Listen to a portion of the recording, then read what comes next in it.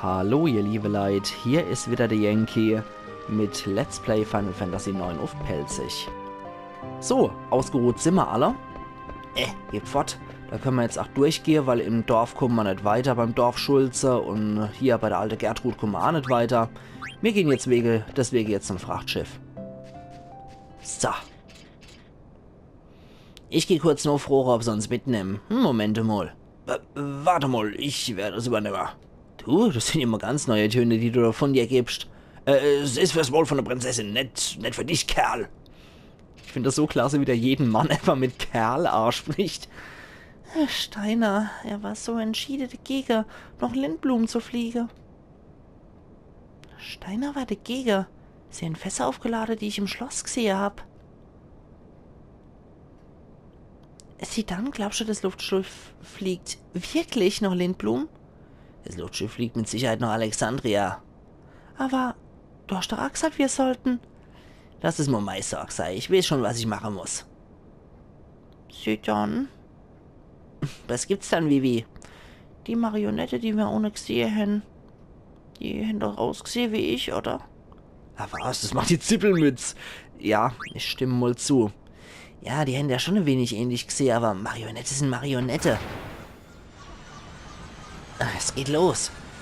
Was hat denn der alte Doblos wieder angerichtet? Egal, komm, Lilly. Wenn der Chef das nicht nur Lindblum fliegt. Jetzt halt verlanges Rumgebabbel.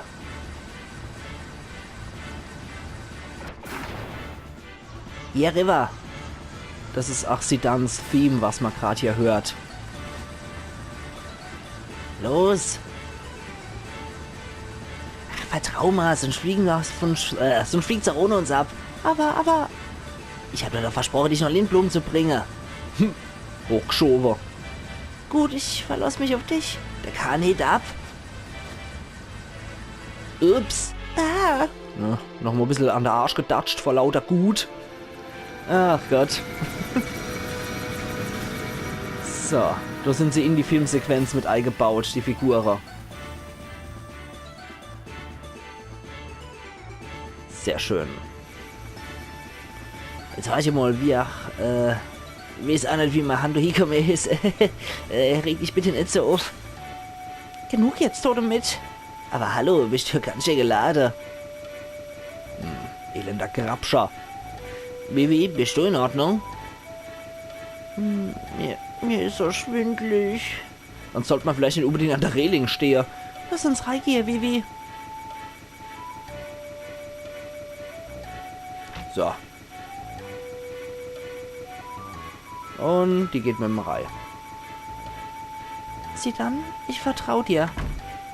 Aber Hauptsache die der von der Nase zugeknallt. Tust du das wirklich, Lilly? Wenn die Sache ja gut über die Bühne geht, kriege ich als Belohnung vielleicht einen Kuss. Alter! Was denn, ist schon soweit? Sie dann? Was ist denn los? Ist irgendetwas? Ja, versteck mal deinen Ständer, Kleiner. Vivi? Was denn mit Vivi? Hallo, mein Name ist... Ach du Schreck. Die bewegen sich jo. Hallo, mein Name ist... Oh Mann. Die Marionette aus Dali werden von genauso aussehende Marionette transportiert. Vivi. Vivi. Vivi. Hallo, mein Name ist... Och Mann. Ja, der versucht mich nicht zu retten, aber irgendwie wird das nix.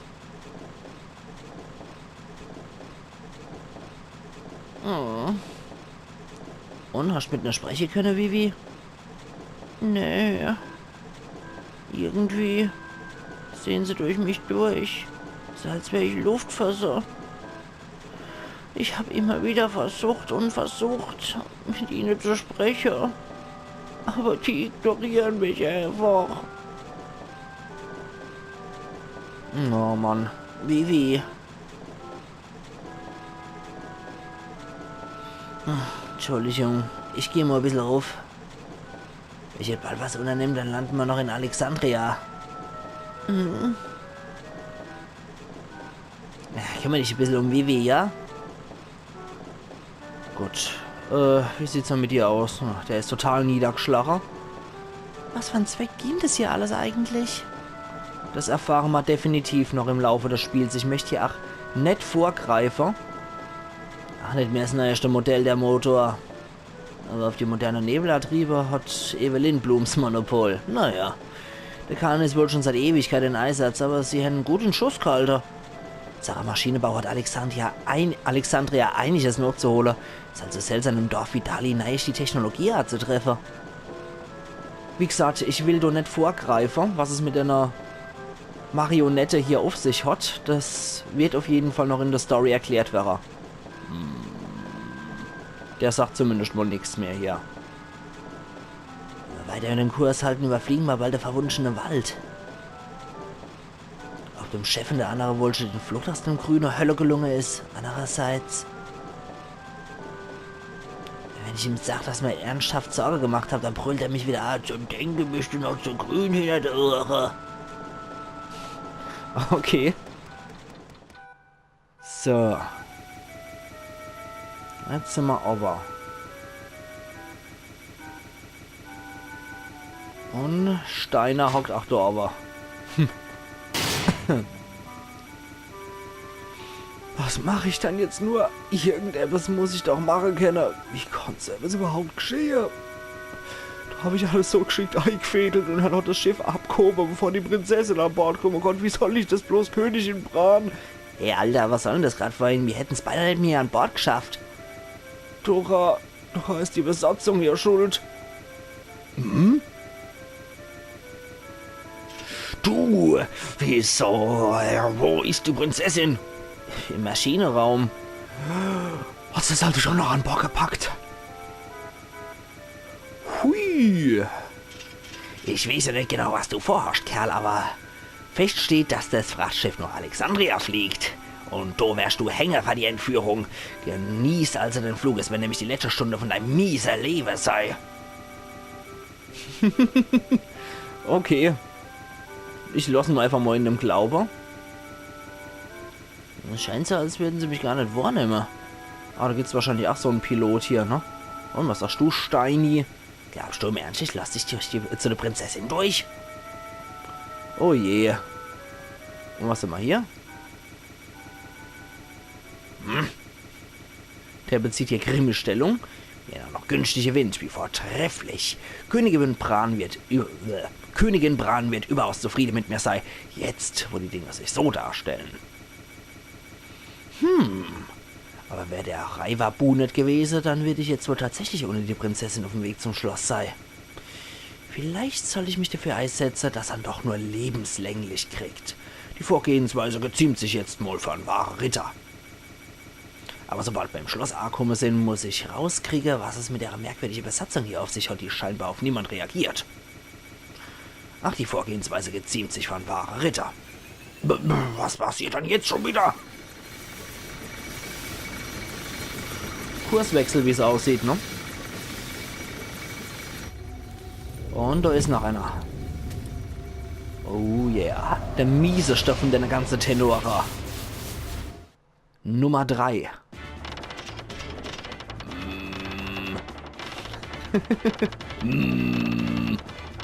Du. Was dann? Hast du Schlucker? Hast du Schlickser? Kerl! Bist du dann wahnsinnig? Jetzt warte mal. Du mieser Kleiner. Hey, Alter, scheint die Truppe hier irgendwie verärgert zu haben. Also, als ich sie vorhin angesprochen habe, da haben sie überhaupt nicht auf mich reagiert. Elender Kerl, du warst der ganze Auslöser von einem Unglück. Ich bitte vielmals um Entschuldigung. Ich werde den Kerl sofort ruhig stellen und auf unseren alten Kurs zurückbringen. Es dauert nur einen kurzen Moment. Was ist denn jetzt los?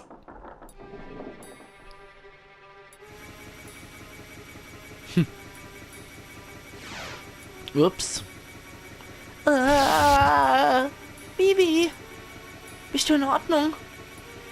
Knirps mit du also, was der Nummer 2 erledigt hat. Das hätte ich mir nicht träumen lassen. Gegen mich. Nummer 3 hast du jedenfalls da auch eine Chance.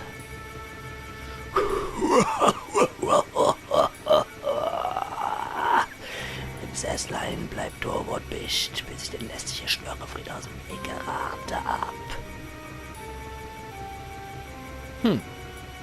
Was soll dann das? Wollt ihr ihn etwa verteidigen?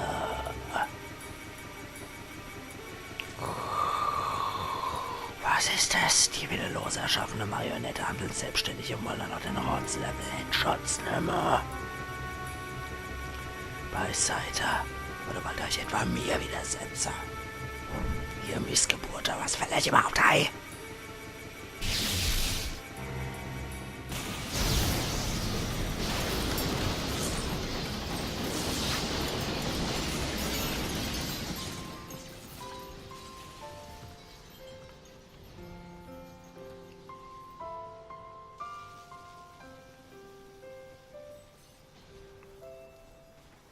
Oh Gott, ganze Fracht von einer Marionette fliegt runter.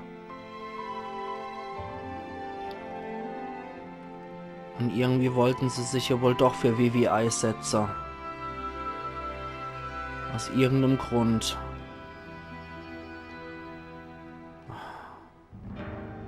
Und der Kerl wird hier schon ziemlich stark aufgebaut, da er in mehrere Sequenzen oft vorkommt. Oh Mann. Was für Grausamkeit! Uah! Mr. Vivi, ich streite an eurer Seite. Warten wir jetzt weh. Lilly? Ja? Wir kümmern uns um den schwarzen Tenor. Wenn bist du übernimm uns Steuer. Wenn wir weiterfliegen, dann stehen uns wohl noch mehr Gefahren bevor. Aber noch kann man umdrehen. Ob wir weiter auf Kurs bleiben und uns im Südentor fliegen, hinter dem Limbluben liegt, oder ob wir noch Alexandria umkehren, das entscheidest schon du. Wie auch immer, ich bleib bei dir, aber flieg den Kahn nicht völlig zu Schrott, alles klar? Gut. Aber Vivi wollen wir jetzt in seiner Rache unterstützen, weil irgendwie scheint die Crew ja wohl doch auf seiner Seite gewesen sein. Sei vorsichtig, sie dann. Mach dir keine Sorge. Warum? Warum hast du das gemacht? Du bist doch einer von ihnen. Was du zwischen ihnen und mir keinen Unterschied ausmachen kannst, zeigt mir auf einen begrenzten Horizont, du armseliger Wurm. Selbst wenn's nicht deinesgleichen gewesen sein sollten, das geht entschieden zu weit. Was trauert ihr denn hinterher, wo die herkommen, gibt's noch viel mehr. Wer seid ihr Tenöre eigentlich? Oho, damit hätten wir ja alle beisammen 3 Schmeißfliege mit einer Klappe. Antwort mir gefälligst. Was hätten wir schon davor? Ihr habt doch sowieso da alles in euch.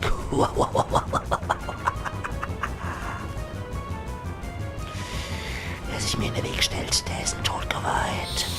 Ja, das haben wir schon bei dem anderen gehört. Also, naja, schauen wir mal. Ich hoffe, der hat auch ein paar nützliche Sachen zum Stehler. Aber der verfolgt uns auf jeden Fall noch ein bisschen öfter hier, schwarzer Tenor Nummer 3. So, Vivi ist jetzt in Trance vor lauter Wiescht. Und Steiner ist kurz davor. Okay, sie dann als allererster. Du eröffnest immer mit Klauer. Steiner attackiert normal. Zipfelmütze mal wieder geklaut. Feuer. Und Eis gleich hinterher. Mal gucken, was jetzt kommt. Okay, jetzt fliegt da der Hansel. Ich hoffe, der erwidert das auch nicht gleich wieder mit dem üblen Zauber hinterher. Nee, er scheint nicht arg gäbe zu wollen und nochmal einen Gegenzauber zu starten. Das ist schon mal gut. So, na, das macht schon schade. Dann Blitzra. Das ist dann eine Blitzzauber auf Stufe 2. Autsch. Und Steiner hat 8 Trance. Okay. Und noch 2 Mal Feuer hinterher. Und unser feiner Herr Ritter ist jetzt in der Ultra-Blechdos. Diebstahl fehlgeschlagen. Schade. Uiuiuiui. Das war's dann schon mit dem Kampf. So viel zu der Stärke von dem Wesen hier. Naja, Zipfelmütze habe ich wenigstens noch klauen können. Okay.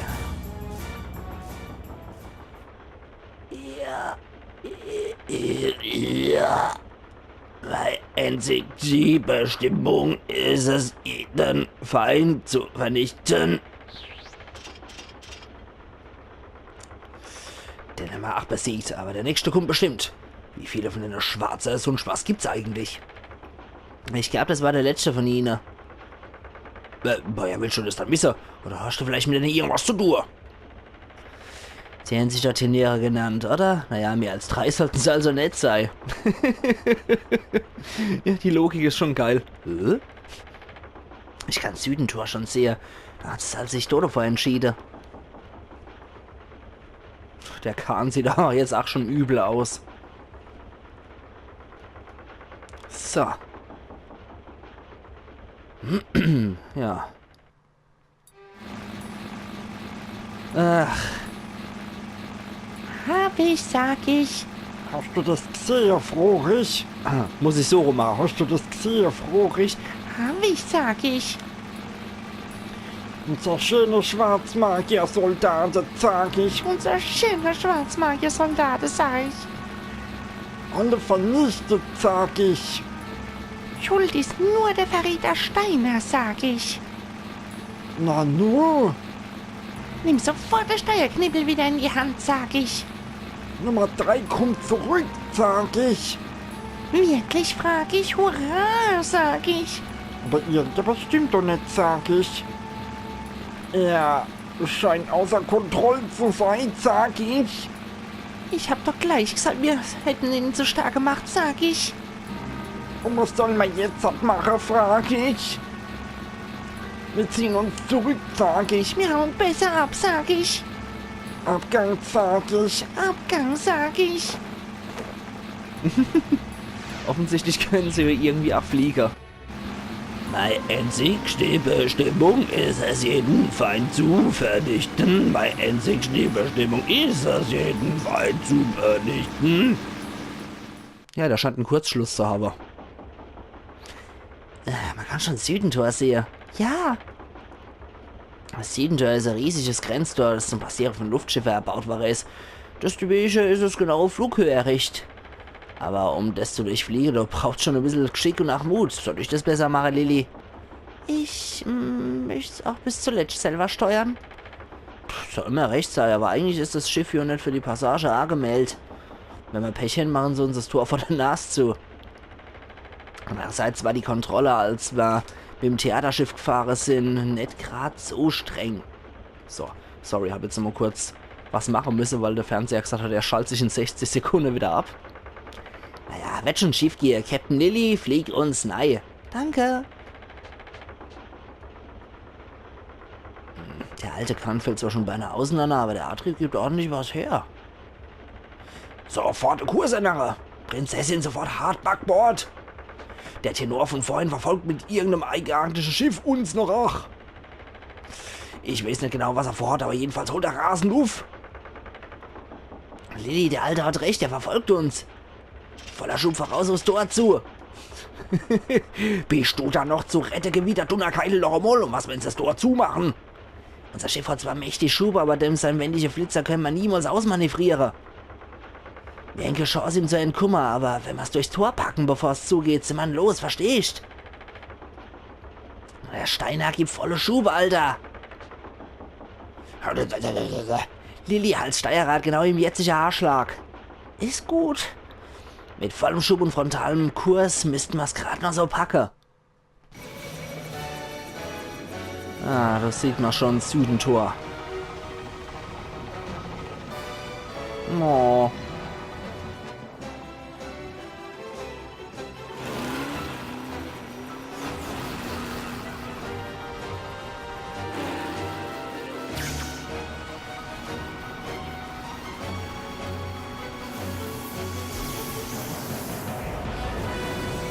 Wow. Oh, das hat mir jetzt der letzte Kraft gekostet.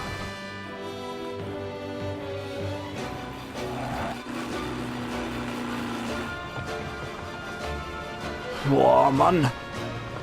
Jetzt wird's aber eng. Oh. Na, mit dem kleinen Ding kommt er natürlich noch durch.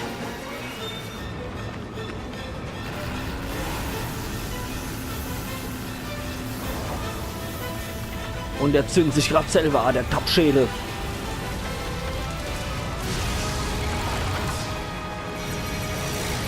Tja, auf elektrische Maschine oder generell auf Maschine sollte man nicht eventuell Elektrozauber verwenden. Aber das war jetzt die letzte Info, die der Kerl noch gelernt hat in seinem Leben. So. Durch Südentor haben wir es gepackt und ich finde die Sequenz auch unglaublich geil, muss ich sagen. Weil es ist wirklich schon spannend. Hier in Lindblum scheinen viele Luftschiffe rumzugurken. Da ist nochmal eins. Und die Perspektive können wir gerade nicht ändern. Ja, ich fand diese Sequenz durchaus sehr packend, auch gerade weil man so sieht, wie Vivi so reagiert und total in seiner Apathie drin ist. Und erst als diese Zipfelmütze da weg war, Hudson aus dem Ganzen rausgeholt und dann war er wieder drin. Ja, besonders weit sieht man hier leider nicht mehr durch den Neville, aber jetzt sind wir in Lindblum, die nächstgrößere Stadt, und die ist richtig geil gemacht. Sieht aus, als könnte man mit dem nicht mehr Tasse Tee warm machen. Hey, was habt ihr denn alle? Ihr schweigen so betreten vor euch hier. Den 3. Januar sind wir jetzt alle los. Wie wär's also mit ein bisschen Freudejubel? Das Südentor ist wohl vor Weile außer Betrieb. Sieh dann, habe ich etwas Schlimmes gemacht? Ach was, die Lindblumsche Ingenieure haben das im Nu wieder repariert. Alles bestens. Gar nix ist bestens. Das Schiff liegt gleich außen. Das Schiff liegt gleich auseinander und vom Südentor rette ich erst gar nicht. Wie konnte ich nur in so etwas verstrickt wäre gemeinsame Sache mit Muraiwa? Steiner! Jawohl. Ich wollte euch nicht in Altes hineinziehen, aber ich bin froh, dass ihr hier seid. Ich danke euch. Prinzessin, was retten ihr da? Ich bin eures Dankes nicht würdig. Mein Entschluss steht fest. Bis der Tag von unserer Rückkehr ins Schloss kommt, weiche ich nie mehr von eurer Seite. Lilly, bist du sicher, dass er das wird? So wie der sich erhört, bleibt er bis ans Ende von allen Tagen an dir wie Klette klebe. Danke, Sidan. Da vorne ist schon das Vordertor von Lindblum. Ist das Schloss von Lindblum? Was für gewaltige Ausmaße. Es liegt daran, dass die Gesamtstadt sich im Inneren vom Schloss befindet. Wenn wir in Lindblum ankommen sind, dann ist das wohl die Endstation von meiner Reise mit Lilly. Oho. Schade, wo wir uns doch so nah waren. Sidan. Ich und die Schwarzmagier, oder wie die heißen. Glaubst du, ich bin einer von denen?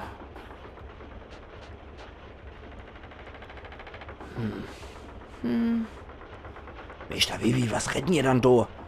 Ich weiß zwar nicht genau, was es ist, was euch so sehr zu denken gibt, aber... Nee. Ihr seid Meister Vivi und die sind die, oder irre ich mich etwa? Warum nimmt es euch überhaupt so zu? Wahnsinn, da hat der alte Jo sogar mal recht. Was auch immer kommen mag, Vivi bleibt Vivi, oder? Oh, okay. Los, Vivi, wir gehen an Deck. Hä? Sich Lindblum vom Deck aus anzugucken, ist ein Anblick sondersgleichen Gladmaß. Los, schnell. Wir sind schon fast am Himmelsdrachetor, am Haupttor von Lindblum. Boah. Ja, Lindblum ist definitiv eine Sequenz wert.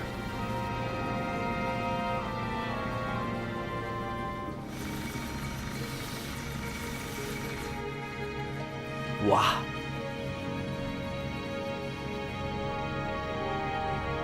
Geilomat, oder? Eine Unterstadt und eine gigantische Schlossstadt.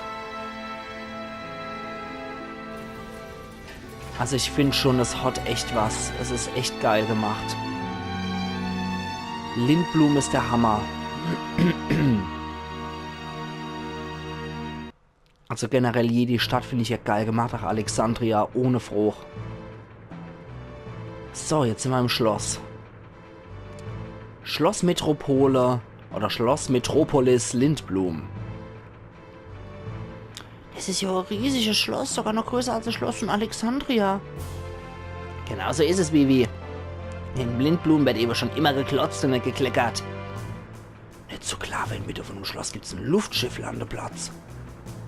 Hier hat selbst Königin Brans rote Rose ohne weiteres Platz. Scheint hier wohl schon mal gewesen zu sein, oder Lilly? Ja, als Kind war ich hier ein paar Mal, aber heute ist es das erste Mal seit dem Tod von meinem Papa. Na, was sagst du denn? Du hast schon der Empfang, liebste Prinzessin. Das Frachtschiff scheint aber auch schon mal bessere Tage gesehen zu haben. Mein Name ist Garnet Till Alexandros, Prinzessin von Alexandria. Ich bin hier um eine Audienz bei seiner großherzoglichen Exzellenz, Sir, bitte. Ich bitte euch, ihr beliebt zu Scherze. Die Prinzessin reist nicht in so einer Klapperkist. Und außerdem die Prinzessin dann in Bekleidung von so zwielichtiger... Was fällt dir ein, so Unverschämtheit? Die Prinzessin reist inkognito, um die Aufmerksamkeit auf sich zu lenken. Nun, wenn das so ist, so führt ihr doch sicherlich etwas mit euch, das euch als Prinzessin ausweist. Ja, Die Cat. Die Drachekral. Nee, sie ähnelt dir, aber die Form unterscheidet sich etwas. Ruft sofort Minister Roberta. Nur weil so ein tump aussehender Kerl wie du bei uns ist, hegt sie Verdacht gegen uns. Naja, wo man allerdings auch nicht behaupten kann, du siehst so aus, als hättest du die Weisheit mit Löffel gefressen. Kerl! Was geht hier vor? Minister, ein paar überaus zwielichtige Gestalten wünschen Audienz bei seiner Exzellenz. Doch das ist nicht alles. Sie ist im Besitz einer Rakete, die der Drachekral überaus ähnelt. Ich übernehme unser Gäste. Ihr dürft euch zurückziehen. Sehr wohl. Ja, die Ku Klux Klan Wache von Lindblum. Minister Roberta. Ich bin ein urangemessener Empfang. Ebe zu entschuldigen, Prinzessin Garnet. Bitte folgt mir, Eure Exzellenz. Erwartet euch schon ungeduldig.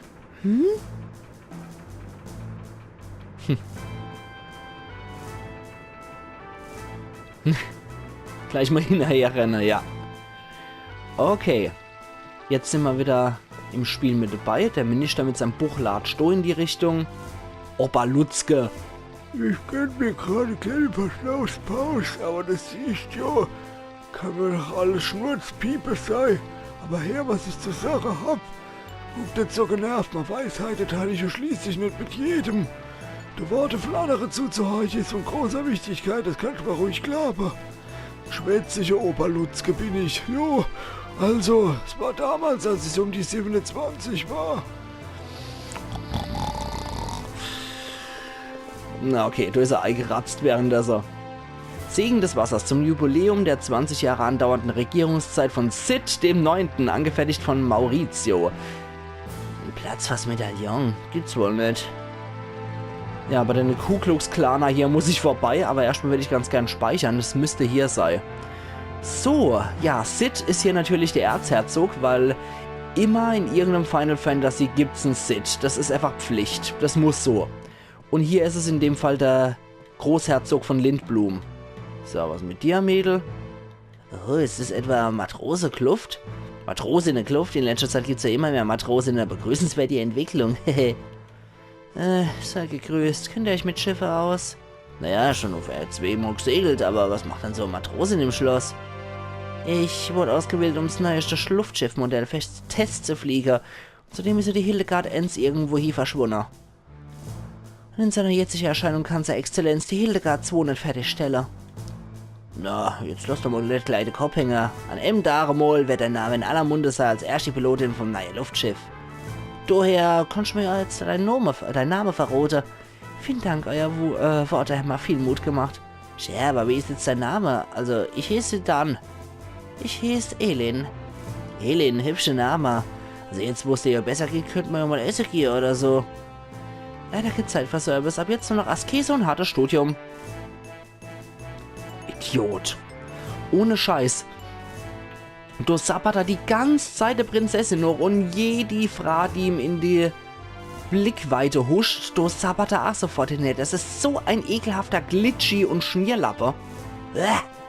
So, erstmal hier nochmal das Zeug plündern, was wir hier hin. Kristallarmreif erhalten. Ja, das ist natürlich praktisch. Machen wir doch gleich mal. Kristallarmreif. Was macht dann der? Wenn schon und Gift und Gala. Sehr schön. Da können wir jetzt gerade mal bei ihm nochmal was gucken. Hat man nicht... Wenn schon... Gift und Gala könnte man lernen. Geld und Leben. Wenn ich als nur wüsste, was die Dinger machen. Können wir das Ding auch mal rausmachen. Und wenn schon statt Esserei, dann passt das auch. Okay. So, da haben wir jetzt wieder einiges zu lernen. Genau, da ist nochmal der Mogri, bei dem ich speichern kann. Ein Äther gibt's noch. Da ist der hier. Genau, und sonst ist hier nichts. Deswegen retten wir erstmal mit dir. Mognet. Mog, für dich haben wir eins. So. Ein Brief von Kummer. Hurra, hurra. Vielen Dank, Kupo. 1000 Dank, Kupo. Stilskin hat mich besucht, Kupo. Er hat gesagt, er hätte einen Ort entdeckt, wo es lauter interessante Dinge gibt. Und dass er da hier geht, Kupo. Und dann war er auch schon wieder weg, Kupo. Aber wo genau ist er jetzt eigentlich hier, Kupo? Lass mich wissen, wenn du etwas willst, Kupo. Oh, Stilskin, Kupo. Stilskin, Kupo. Obwohl noch Lindblum ist, Kupo. Na, hast du was für uns? Der hat anscheinend nichts mehr für uns. Bitte, Kupo. Übergib den Brief an Atura. Ja, machen wir doch. Danke, Kupo. Dann speichern wir hier noch. Und ich steht an Sache, dass ich hier auch gleich meinen Cut setze. Wir sehen uns dann wieder morgen zu Let's Play Final Fantasy 9 auf Pelzig, wo wir die Audienz beim Großherzog von Lindblum haben. Also machen's gut und bis morgen dann. Ayan Yankee.